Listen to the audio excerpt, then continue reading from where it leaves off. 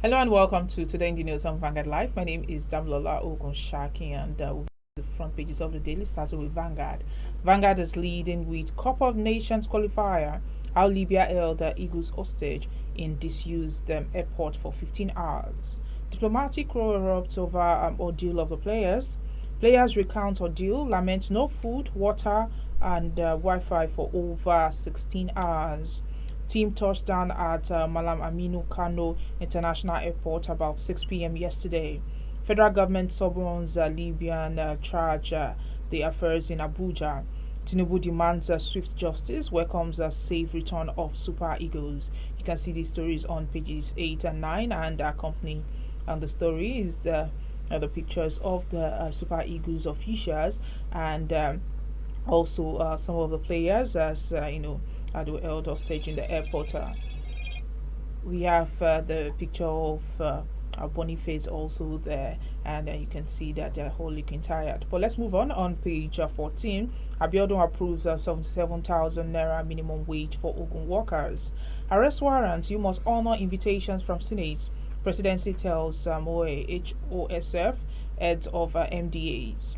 Federal government plans to revamp petrol pipeline distribution systems, as according to Lokobiri. Maiduguri Airport to start international operations January. That's according to Kiyamo. You can see that story on page 16 above the banner. On page 37, darkness looms as national grid collapses 6th time this year. PDP crisis deepens as Damagun-led NWC invites security agencies. Hedopo, PDP files a petition at Election Tribunal as Odubu heads APC Transition Committee. Lastly, on Vanguard newspaper, Nigeria's super rich to pay 25% tax. That's according to federal government. And away from there, we move to the Punch newspaper. Punch this morning is leading with PDP factional chairman clash as governors fail to resolve crisis. Damagum camp threatens to arrest Mohammed-led national ESCO. You can see that on page 2. And here there are 3 photo stories showing the two-story building that collapsed yesterday. And the writer says Lagos used distressed structure as two-story building collapses. That can be seen on pages 4 and 5. And on pages 6 and 7, heroic Eagles return home after 17 hours Libyan ordeal. Federal government protests officially, summon envoys, CAF promises probe. Above the banner, federal government plans 25% tax on Nigerians earning above 100 million naira. Nigeria's lost $15 billion to fuel subsidy, forex round tripping. That's according to World Bank. Import duty, federal government grants private jet owners 30-day extension. You can see that on page 20. And lastly, on the Punch newspaper, NNPC sells PMS to Ipman at 995 naira per litre. And on the Guardian newspaper this morning, we have football foul play. Nigeria, CAF go head-to-head over Super Eagles ordeal in Libya. How Nigeria, others can reduce $4 billion regional cybercrime losses. PDP files petition against results, trades words with APC over IRF manipulation, and the kicker says do. Robotics make up bookkeeping, others make new basic school curriculum. Why Tinubu's economic reforms should last 15 more years by World Bank. You can see that on page 6. States in darkness and national grid collapses again. And lastly, on the Guardian, Nigeria's crude production dropped to 1.32 million BPD in September, says OPEC. You can see that on news page 4 of the Guardian newspaper. And the Nation this morning is leading with Damagum asks security to go after factional chair others. While we suspended 2 national officers, Yayari fails to resume at National Secretariat. You can see that on page 2. Nigeria seeks action over ill treatment of Super Eagles in Libya. Tinubu deploys ordeal of national team. And above the banner, we have those earning 1.5 million naira or less monthly to get tax slash. EFCC AGF in plea bargain to end 1.6 billion naira fraud case. And lastly, on the Nation newspaper, Ondo PVC collection for Thursday. IMF cuts cost of borrowing. You can see these stories on pages 8 and 6 of the Nation newspaper. And that's what we have on the front pages of the dailies this morning. Join us after the break for a brief analysis of some of the stories.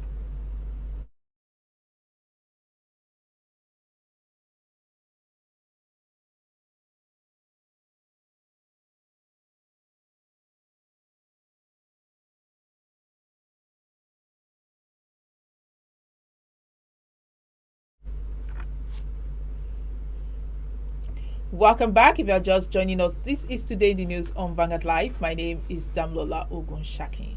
Joining me to analyze the stories on the front pages this morning is Mr. Dayo Akitobi. He's the publisher of Ilupeju Today, Lekki Today, and Ikeja GRA Today. Good morning, Mr. Dayo. Good morning, Damlola. Good morning to all our viewers. All right. And this morning we are, first going to start with sports. Yes. And yesterday, the Super Eagles, they arrived back in Lagos, but go back to 2 days before when they traveled to Libya. But they were held hostage at the airport for 15 hours.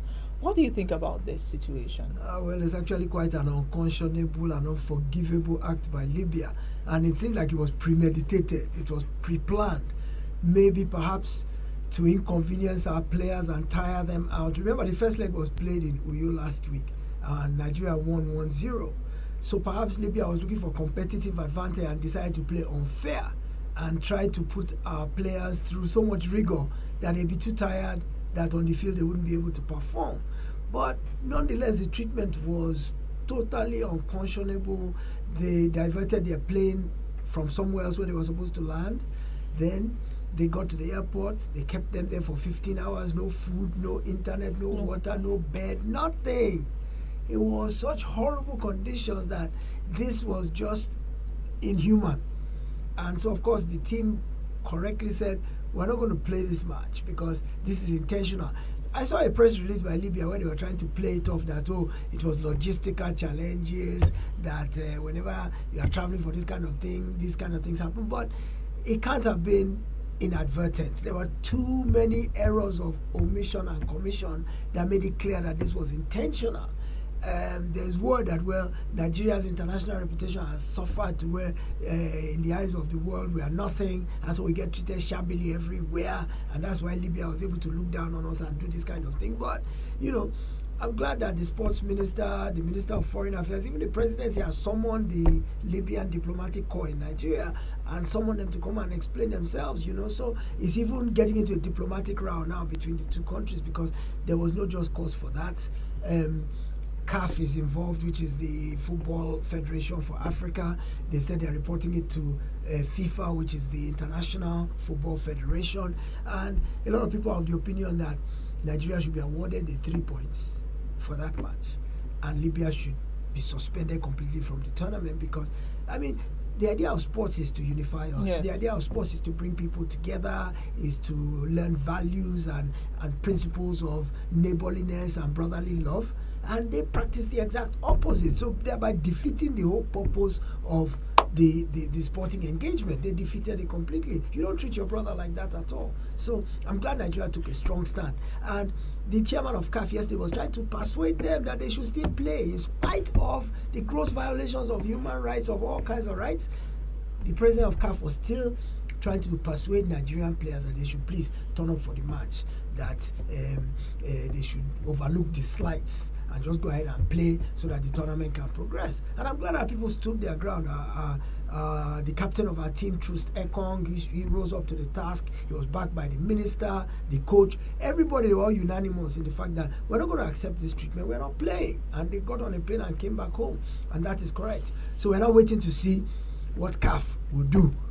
Because CAF many times has fallen down on the ball when this kind of thing happens. All they care about is the revenue they're going to generate. So CAF is unhappy because, of course, their schedule has scattered. They lost revenue yesterday. So as far as they're concerned, it's just the money and the glory that they're after. They don't care about individual rights, the perception about how the game is administered. That's secondary to CAF. So we are waiting to see what decision they take. If they don't take the right decision, we'll carry on the protest, or the non-compliance will carry on. But they said they also suffered the same fate in Nigeria. Well, people are looking at the two situations and saying they are not the same. Apparently what happened was when Libya came to Nigeria last week, their plane landed in Port Harcourt, but they were going to play in Uyo.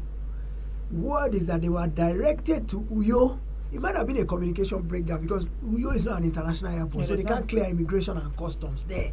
So perhaps they didn't find out well enough. But what I've heard is that many international teams have come to Uyo to play and flown in directly to Uyo, and they get special clearance. Perhaps federal government would have sent a team of immigration and customs to Uyo airport, even though it's not an international airport. So it's quite possible that the Libyans travel agent looked at it and said, oh, what's the closest international airport to Uyo where we can land and clear customs and immigration and then find our way to Uyo? But the two situations are not the same, because the Nigerian plane, when it was on the way, they received a call direct from Libya saying, go to this other airport. You can't go to the main airport in the city where you are going to go and play. So it looks like it was intentional. Whereas when the Libyans came, it was their own decision to land in a different city and then find their way. Matter of fact, how you know it was their own decision is NFF, Nigerian Football Federation, offered them transportation. Offered them a different plane to now fly them back from Port Harcourt to Uyo. They refused. Offered them buses to go from Port Harcourt to Uyo. They refused. They made their own arrangements for transportation, although Nigerian Football Federation provided them security. Because in that area of the country, there's insecurity, there's unknown gunmen, there's IPOB, there's all kinds of stuff. So they accepted our security but made their own transportation arrangements completely. So you can't compare the two situations. They're not analogous at all. In Libya, it looked intentional. What happened in Nigeria looked like an error of organization on the part of the Libyans. And we even tried to ameliorate it by offering to move them, and they said they didn't want our arrangements and they went and made their own. So some people are saying it looks like retaliation that they decided to do us because they felt we did them when they came to Nigeria. But what happened to them in Nigeria was their fault, not our own. What happened to us in Libya was their fault, not our own. So they are to blame in both instances. All right, let's move away from that. Nigerians, where their citizens will be subject to a personal income tax rate of 25% starting next year. Mr. Taiwo, chairman of the Presidential Committee on Fiscal Policy and Tax Reforms, he announced this during the ongoing next 30 conference in Abuja. What do you think about this? Well, it's interesting. When I read it, it said people who earn like 100 million naira a month and above. How many of us in Nigeria, out of the whole 200 million, maybe there's not even 100 or 200 people who earn 100 million naira. So he said, if you earn 100 million naira, that's a lot of money. If you earn 100 million naira and above, you will be taxed up to 25% of your personal income tax. What do I feel about it? Well, philosophically, there are two different viewpoints about taxing the rich to subsidize the poor. In developed countries, in the UK, for example, they do it because they feel like the vulnerable and the less privileged, they need support. You know, if you live in a country where your overarching philosophy is "I'm my brother's keeper," then the haves will subsidize the have-nots, and that's what government is trying to say. Is that look, all these social welfare programs, all these palliatives, all this cash transfer, all these things, where is that money coming from? Do you understand? So in developed countries where governments are funded by taxation, they tax the rich more. Because if you look at it from a moral standpoint, if you have a whole lot more money, you can afford to be able to help provide for those who have a lot less money. The argument now becomes, and I've seen this argument like in the United States, becomes that, well, you are punishing success. You are stifling innovation and creativity. You are hampering entrepreneurship, because if the innovators, the creators of wealth in the society, if they believe they are that taxation is punitive, that they are being asked to pay more than a fair share, then they won't innovate, they won't create wealth. Then at the end of the day, everybody will suffer, because they'll think, why am I suffering myself when government is going to take a big chunk of what I earn? And so they will rest on their oars. Then they won't be as productive, they won't generate as much wealth. Then the very people we are trying to help won't get the help because the money is not there. So there are two different sides of the coin. I for one, the argument also is that when the rich is subsidizing the poor gets complacent because they're getting free money. That how fair is it that the question becomes, are opportunities equal?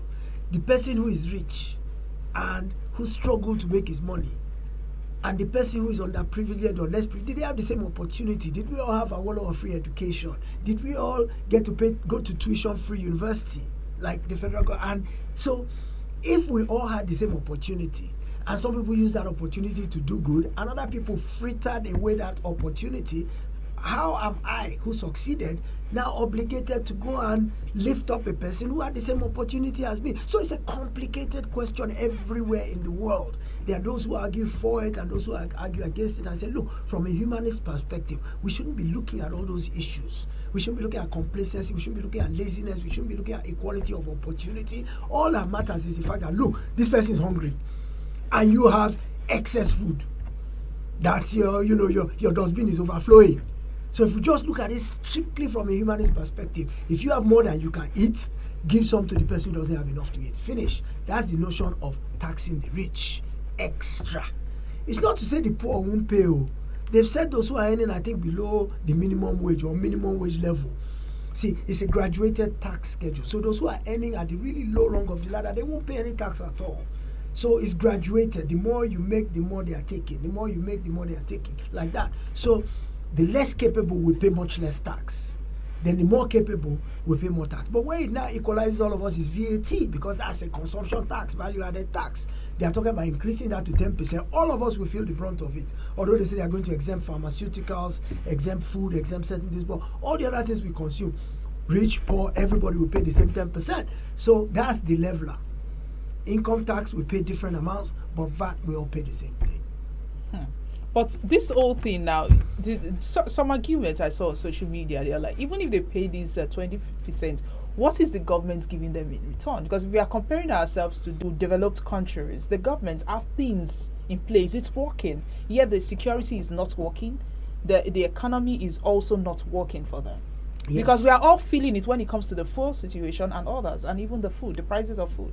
Yes, but you see that failure of government to provide social goods, it affects both the rich and the poor. So the rich are the ones who should complain even more. Is that this 25% you want to take, I'm not getting anything for it. You see, because the whole idea of taxation is that each of us pays a small amount so that the government can buy services in bulk, buy security, electricity, roads, gutters, all the infrastructure that we use.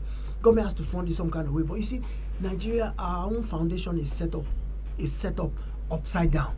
Generally, government revenue should come strictly from taxation. Government is not supposed to own the oil in the land. The oil that's in the land should be owned by the person who owns the land.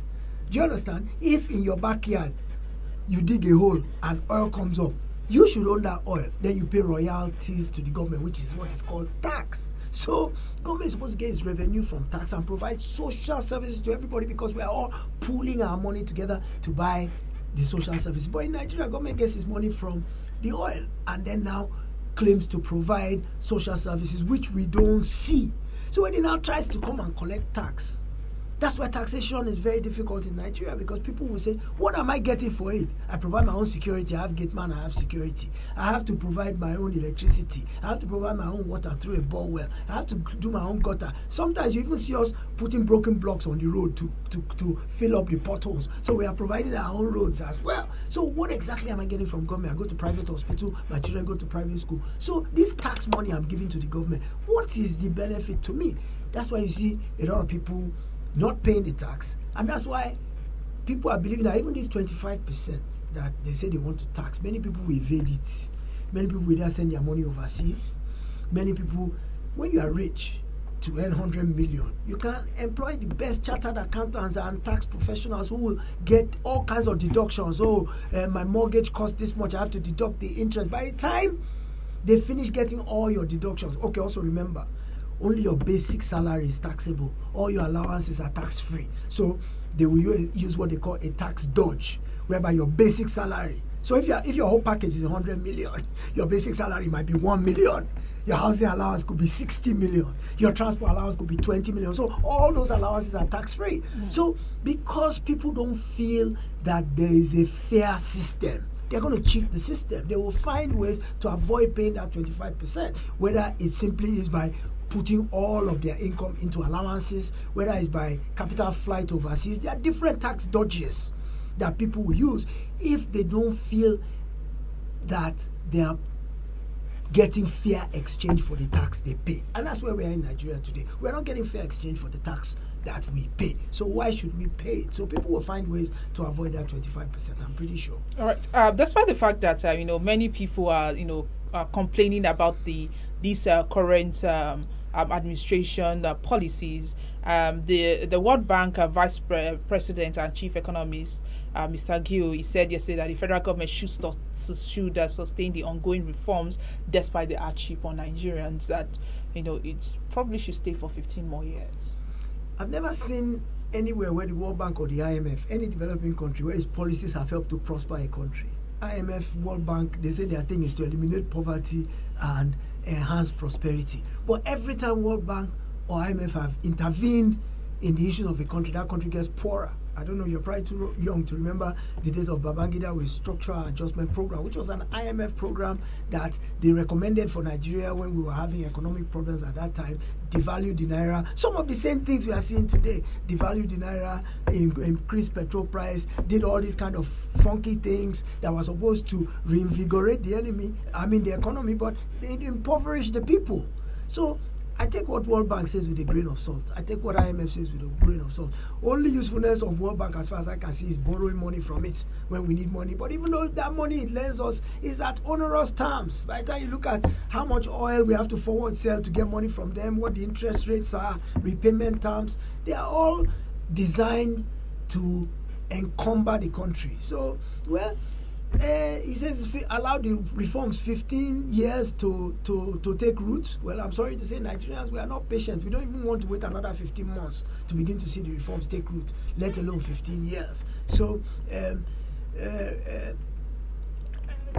of course, speaking from the viewpoint of an economist, which the World Bank person who spoke at the NASG Economic Summit group yesterday, he's speaking as an economist, but I know he's also speaking as a World Bank official, and I've never really believed too much in the World Bank's policies in terms of trying to help us achieve prosperity. All right, let's move away from there. The crisis rocking PDP, it took a twist on Friday when its national leadership broke into a faction with Yahya Mohammed and the acting national chairman Umar Damagum leading each of the two factions. But but in a council statement, the National Publicity Secretary announced the suspension of Damagum and the National Secretary Samuel by the NWC due to what they described as a series of complaints raised against the duo. And now the crisis, it said that the new factional acting national chairman Yahya, he has challenged the rival NWC committee led by Umar Damagum to act on their security threat. What do you think about this whole crisis, the internal wranglings in the party? It's sad to see, because PDP is the main opposition party and the one who could really keep this government on its toes, and for it to be disintegrating before our very eyes, especially after a 16-year run in power, and where it was bragging that it will rule for the next 400 years, it would rule Nigeria and all that. So to now see it begin to totter on its foundations is very sad. And I think part of the problem is the fact that PDP is not used to being out of power. Remember that from the moment we came in 1999, when all the PDP and all the other parties were formed, PDP was the one who won the election in 1999. They carried it all the way to, I think, 2015 or thereabouts. And ever since they've been out of power and they don't know how to be an opposition.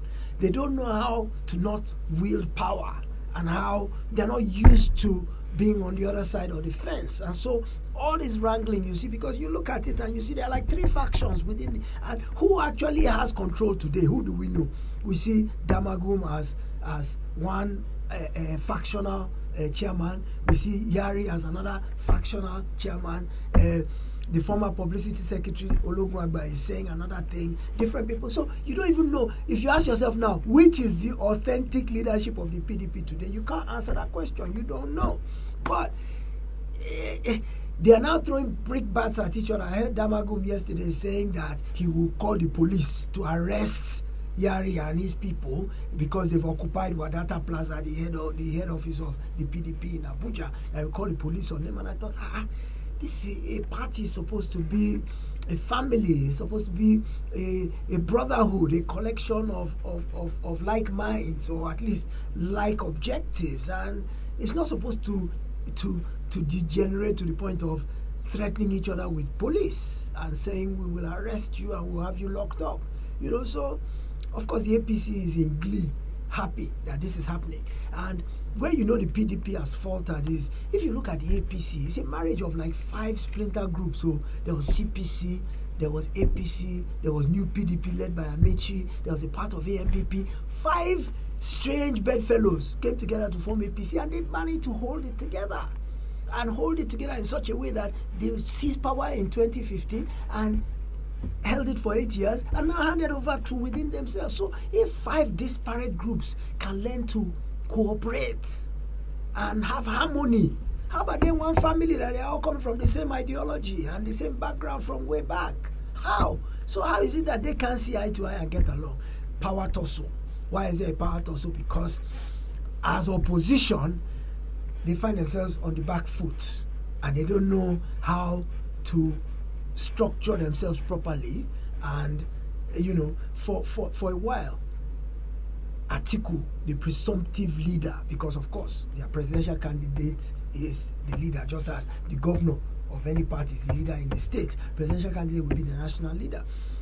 Atiku, after I lost the election, I think in 2019, took off to Dubai and was not seen for months, which was when Wike stepped in.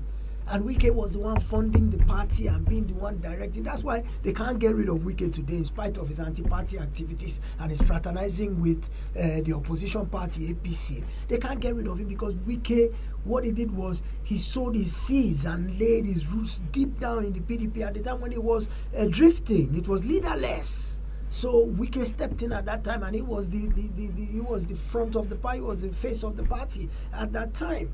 So now, of course, Wike has gone and is working with the APC. So that has given other elements in the party the opportunities to say we can seize leadership, because at the moment Wike is working for the APC, we can seize leadership. So it's called an internecine feud. It's brother and sister fight within the same family. It never ends well. That's the truth. It doesn't end well. So Fayose said yesterday that PDP, as we know it, is dead. The former governor of Ekiti, PDP, as we know it, is dead. Atiku, don't run again. By the time the next election comes up, you'll be 81. So go and retire, go and sleep somewhere. He lambasted a lot of people and said the party is dead, forget it, move on. But Dele Momodu came back yesterday and he argued against what Fayose said no, the party is not dead. The party is vibrant, the party has a future, it's just going through growing pains, and they will sort it out as a family, and PDP will continue to be relevant and strong. We wait and see. We really wait and see. Let's end this on the lighter note. It's Mr. and Mrs. this morning. And I guess this is the couple's talk. Mr. says, I had to leave office early. I farted over 6 times, and the stench that followed was unbearable. Most of my colleagues had to abandon their offices. What did you feed me with? And Mrs. replied, not from my food. If you are in doubt, fart again and let's perceive the odor. Oh, no. Let's not talk about farting on a Monday morning, Tuesday morning. This is okay. All right, good luck to them. They should continue their discussion. Yes. Thank you for joining us this morning. My pleasure always. Yes, and to get more of our top stories, you can follow us on all our social media platforms showing on your screen on Facebook, Instagram, Twitter, TikTok. You can also visit our website, www.vanguardngr.com. My name is Damlola Ogunshaki. Have a lovely Tuesday.